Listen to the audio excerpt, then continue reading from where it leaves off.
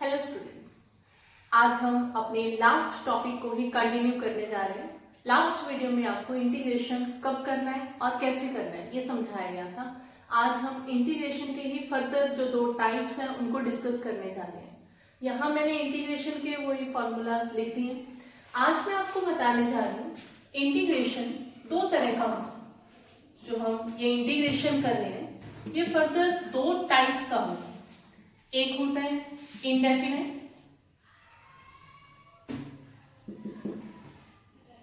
Integration और दूसरा होता है डेफिनेट इंटीग्रेशन। दो तरह से इंटीग्रेशन हो सकती है, एक डेफिनेट और एक इनडेफिनेट। जो मैं आपको अभी तक बताया जा चुका है ये सारा का सारा मैंने आपको इनडेफिनेट इंटीग्रेशन समझाया था।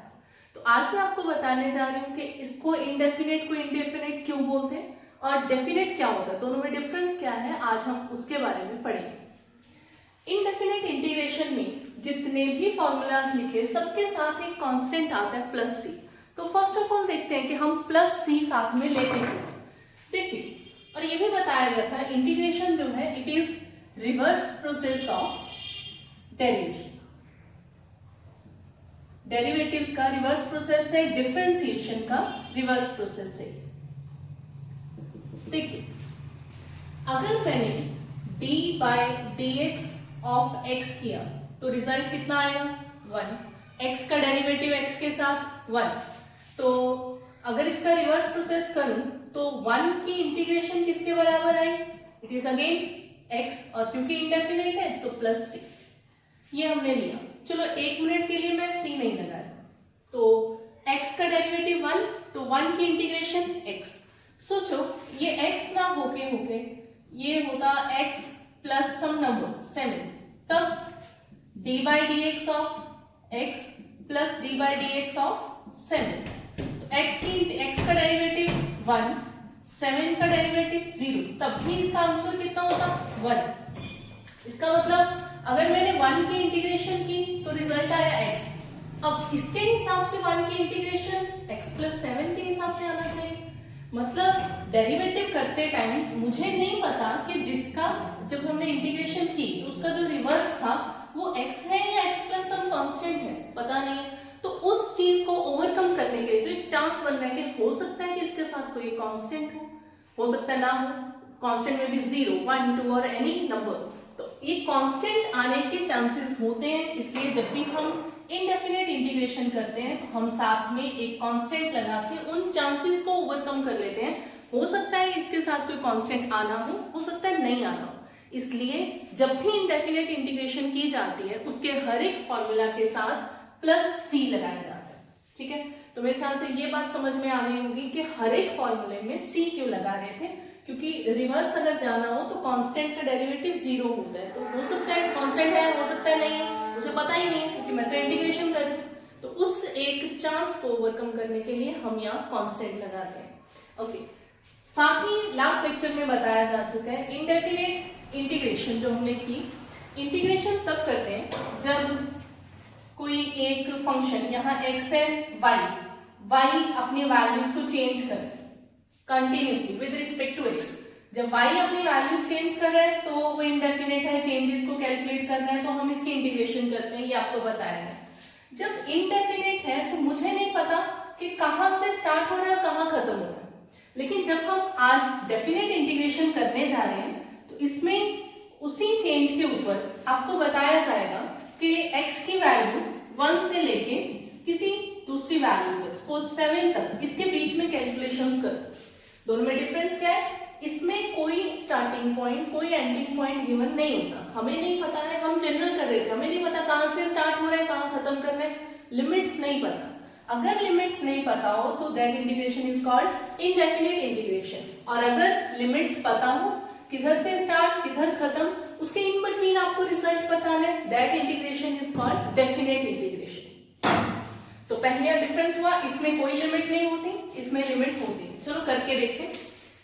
देखिए मैंने लिखा integral x square dx value from 1 to 2। ये जो वैल्यू है ये उसी टर्म की वैल्यू होती है जिसके विद रिस्पेक्ट टू हम इंटीग्रेशन कर रहे हैं। मतलब जो टर्म d के साथ है ये उसी चीज की वैल्यू है, तो मैंने लिख दिया x1 से लेके x2 तक। अब इसके इंटीग्रेशन करते हैं। पावर है, पावर का फॉर्मूला, पावर को 1 से इंक्रीज करके इंक्रीज्ड पावर से डिवाइड कर दो, तो x cube by 3। Done, okay, यहां तक हुआ।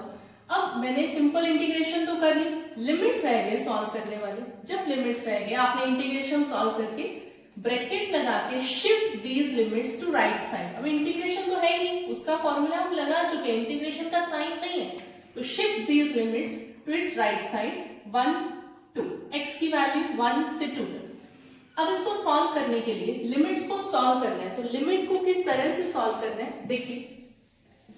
अभी भी मैंने बताया डेफिनेट इंटीग्रेशन कर रहे हैं और इसमें आपको ये पता होता है कहां से शुरू हो रहा है कहां पे खत्म हो रहा है, लिमिट्स का पता है। देखिए सपोज आप ओरिजिन से स्टार्ट कर रहे हो, आप पहले ए पॉइंट पे गए, फिर आप बी पॉइंट पे गए। ओरिजिन से ए पॉइंट का डिस्टेंस था 4 मीटर और बी पॉइंट का डिस्टेंस था 10 मीटर। आपको कहा जा रहा है आप ए से बी गए, खाली ए से बी तक गए, तो बताइए कितना दूर गए।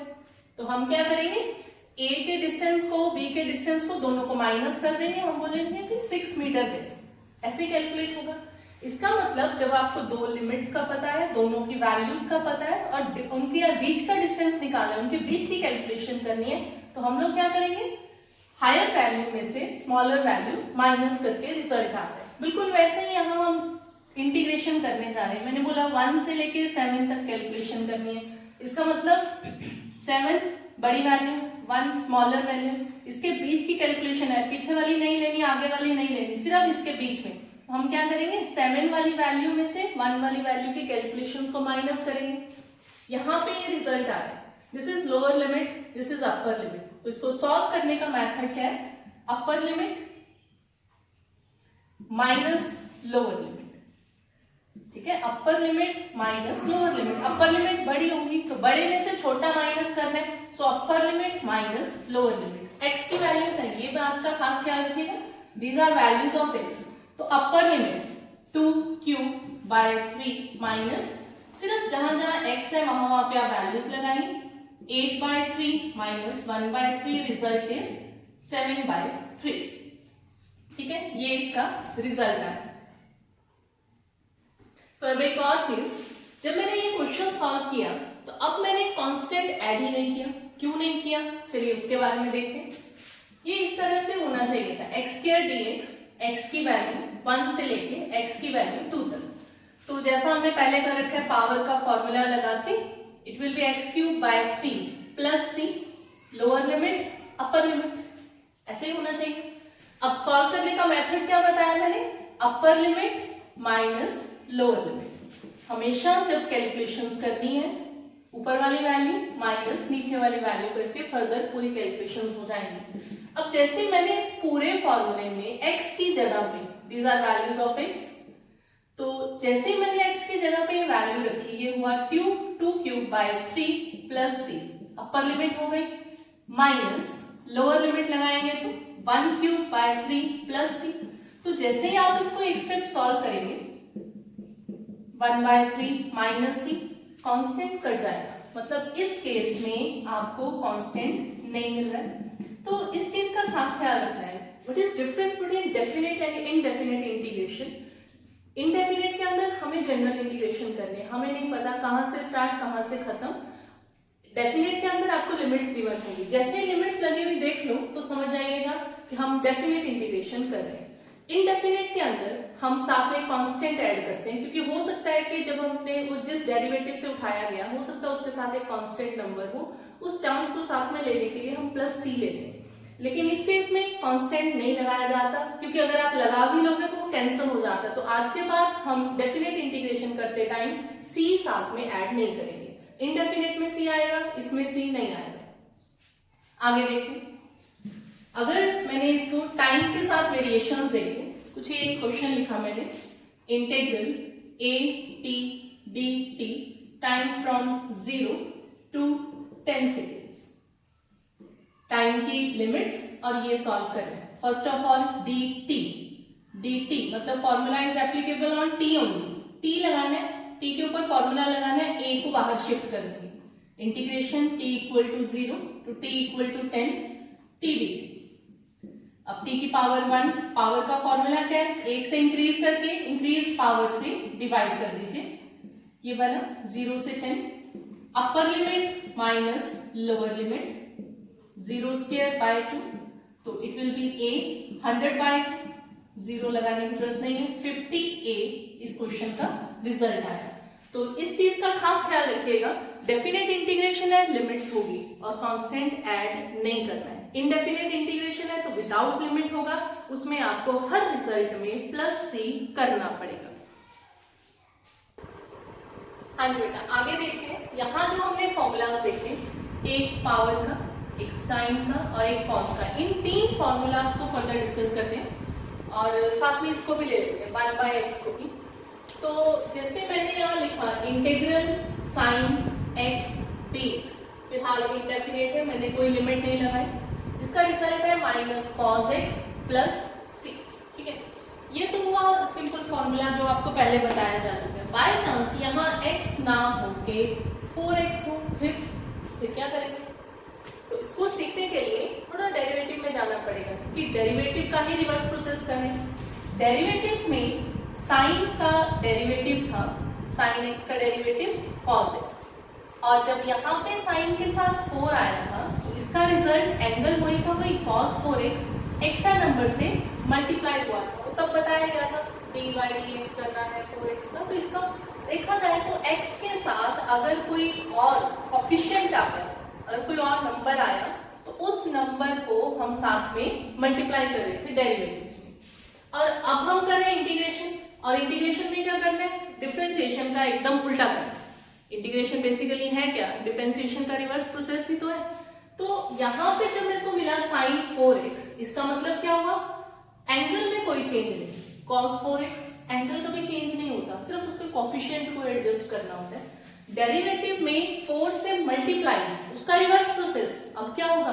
4 से डिवाइड। इसको मुझे करना x को था, वही यहाँ तो 4x पड़ा हुआ है, करना x को था तो उसके साथ एक कोफिशिएंट है, इसको बैलेंस कैसे करेंगे?